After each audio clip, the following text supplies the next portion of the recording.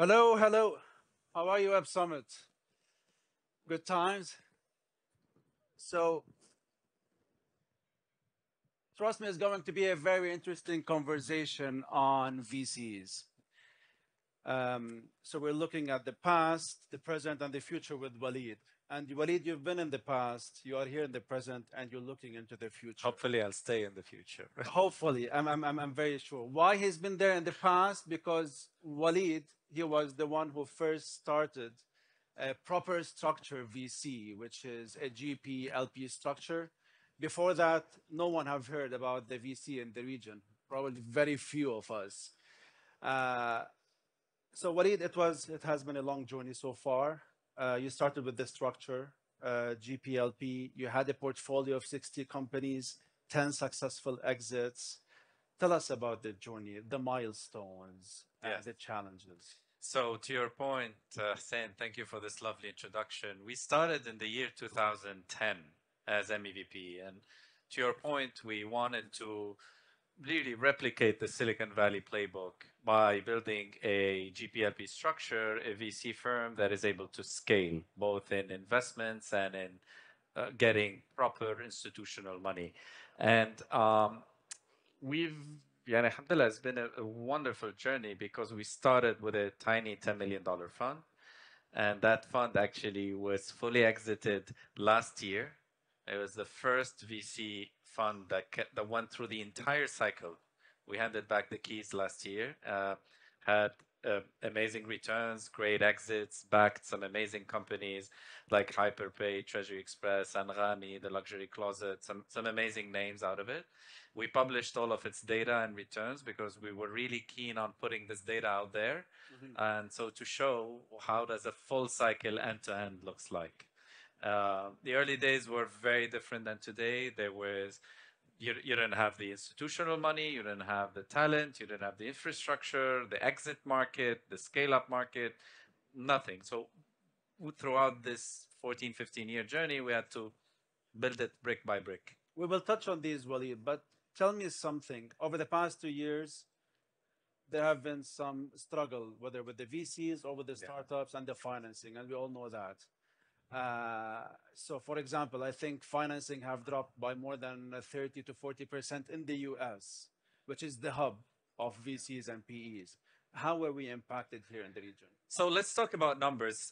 When we started with zero last year, it was about 3 or $2.4 billion worth of investments went into VC in the MENA region. We define MENA as being the Arab world, Yeah. to be precise. And so that number, if you compare it to PE, PE is about 7.7 billion. So, that's 30-40% of PE. PE excluding oil and gas. We're talking about non oil and gas and real estate transactions. It dropped from 2021, which is about 3 point something billion.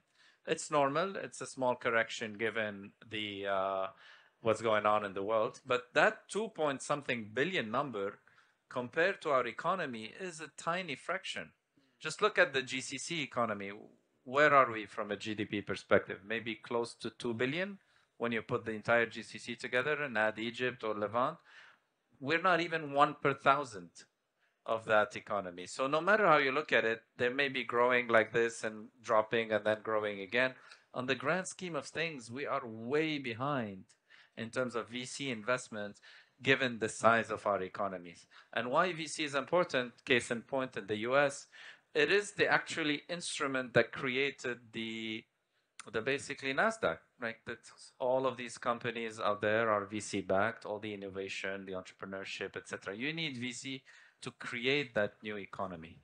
So no matter you look at it, you can look at a drop of 30% compared to 2021, but in a 15-year cycle, actually we've come a long way, and we still have even a bigger opportunity. So there's a big opportunity to fill this gap Of course. between, yeah, yeah. If you are serious about diversifying our economy, if we're serious about, you know, backing our own champion, and I'm not saying this from a nationalistic perspective, or I'm saying there's actually a real market opportunity to back these innovators. Why? Because in a world that's moving digital, that's moving with artificial intelligence, with data, your every local industry needs its own champion, right? Yeah. So whether you're talking in education and healthcare and real estate and traditional companies and e-commerce and fintech and banking, we need our local champions because when Google is not going to solve every problem all over the world, right?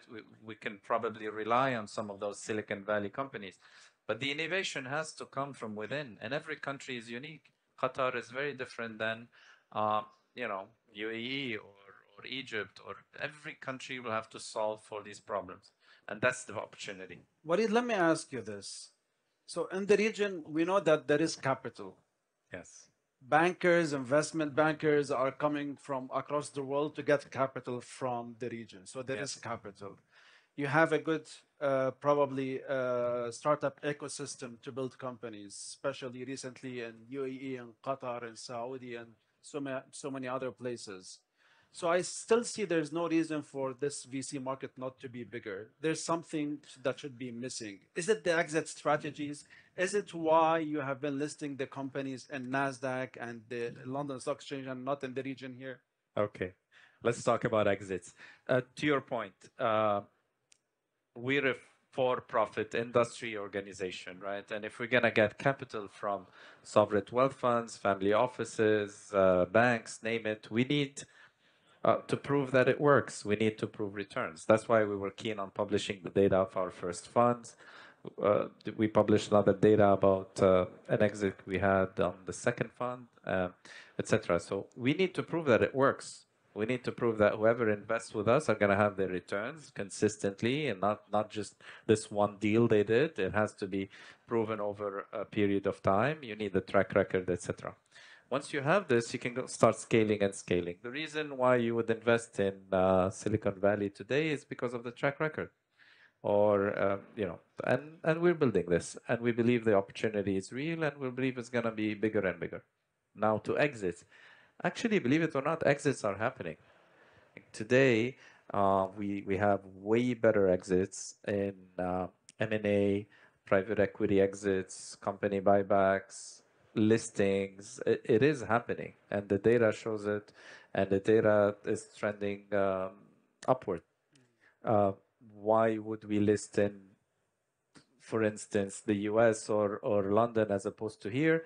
That's a conversation that requires probably a session on its own. But if I had to pick certain reasons, first of all, you need an ecosystem in order to list. And you need the regulator, you need the investors, you need the retail investor, you need the regulatory regime that kind of takes you, you need the fee structure to be to make sense, and you need the liquidity at the end. I'm a big believer of local listings because we're all, look at retail investors. Retail investors in the US invest in companies they know. They know Netflix, they know Amazon. So we have companies here that we know, that we would love to be, as retail investors, participant in it. That creates float. Second, we need the book builders. We need the actual anchor investors, the pre-IPO funds, the debt funds, this whole ecosystem that takes a company to IPO with a very credible growth story moving forward. It's not enough to list to get a price discovery or get a valuation. What is your growth story coming forward? And the whole point of IPOs is to access credit. When you list on a renowned exchange, banks talk to you, they lend you, they support you. You have a liquid stock that you can use, and believe it or not, also talent changes. Oh, now you're listed. I can get better engineers. I can get more renowned, marketeers. The whole talent story changes with that. There's a lot of benefits for it. I think there's no reason why we would not have vibrant markets.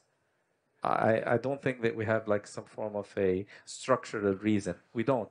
Actually, it's just an evolution. I think if the regulators and the investors put their mind together, it will be another exit route. So the build blocks are here, the building blocks for this market. We do. We can talk about that, how to make it better, but we do have the building blocks. Sure. let me ask you this. So we have here a whole field of with startups, thousands of startups. And I was looking to your website and I saw a checklist on corporate governance for any startup that it needs to make sure it have it before it approaches funders of VCs or probably even angel investors. So tell me about the most common things that startups do not have in hand that could make or break a deal with with a VC. You touch on a critical component, and I'm personally spending way more attention and time to it than I did and than we did as a company 15 years ago, which is governance. And governance is directly linked to trust and scaling, right? Because you need to go and get more capital to do more investments, and you cannot do this unless you have the very clear, rigid governance models. It doesn't mean you're not gonna run into troubles and have issues along the way. And we deal with risk, and we deal with people. So we deal with two very, risky innovations, risky business models, risky technologies, and we deal with people because, people change, they get tired, they wanna, so they have issues, etc. So the governance is critical in a sense where uh, you have boards for a reason. You have documentations for a reason. You have agreements for a reason. You have litigation for a reason. You have also, a reputation to build for a reason. I'm talking about companies and also investors. All of this, is critical to go get bigger checks. Now, the stage of the company is important. If you're doing a, pre-seed, seed round, you don't need much. You can invest very quickly in some in safe instruments and easy instruments. You don't necessarily need a board. Things can happen in a smooth way. But the more you grow into Series A, Series B, Series C, that governance becomes as important as your unit economics or your growth rates or your technology stack. It's critical, and I do believe that that's the only way for us to build a viable industry. And I appreciate entrepreneurs who get it. We have entrepreneurs that come to us only to say, you know what, would love to have money from you for those reasons. And one of them is because you can help me build a better board. You can help me build a better structure. And those are the best entrepreneurs. Those are the one who actually get it because they know that they're building something bigger than them. It's not about them. Wow, Yeah. interesting. Do we have any startups here in the audience or entrepreneurs? Yeah, okay, that's good. So we have a good number here of startups and entrepreneurs. If they want to approach you, Waleed, what is the best way?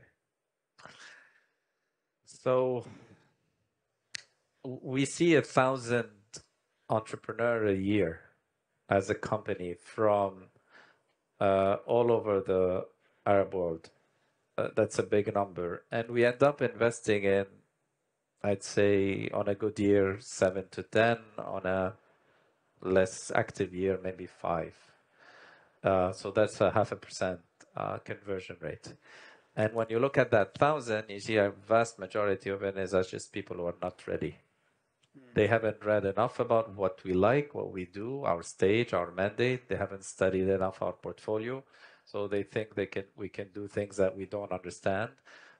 They haven't been introduced properly. They haven't been in the market out there properly. There's a lot of so you gotta know your investor. You gotta know what phase you are. And you gotta have a VC story because not every entrepreneur. This is actually this is very important and very important to say. Not every entrepreneur needs to go to a VC. Don't make this mistake. It's not VC or nothing. Venture capital is only attracted to a certain type of companies that can scale to an incredibly big, level, so that we can generate big returns and because we have a portfolio of companies to cover. So entrepreneurs sometimes need to know that it's not all about VC. They can go so many different routes to get capital and move their companies. So you have to also know yourself. Um, what I like most and what we do is sometimes we have companies that never go to the market because those are people we worked with in the past, or they worked into one of portfolio companies and they decide to leave or branch out, and they call us first and say, would love to have capital from you, and that's also interesting. But if I were starting, I would go to events. I would try to build my own network. I would speak to as much as people as I can. There's at least a good year of you know talking, networking. That's going to be very useful in the beginning Yeah. for you to kind of get the lay of the land, and then we move into pitching. Pitching as a story on its own. It's also, dependent on the flavor of the day, where technology is going, what is our appetite, size, what is your story, do you have the right team, not the right team, right advisors, not the right advisors. All of this comes in at the. So the Web Summit is a good place to start from. So, That's a ladies and wonderful place. gentlemen, It's a yeah, great place. yeah. Final question. I have less than 20 seconds. Walid, who's the next unicorn in the region? So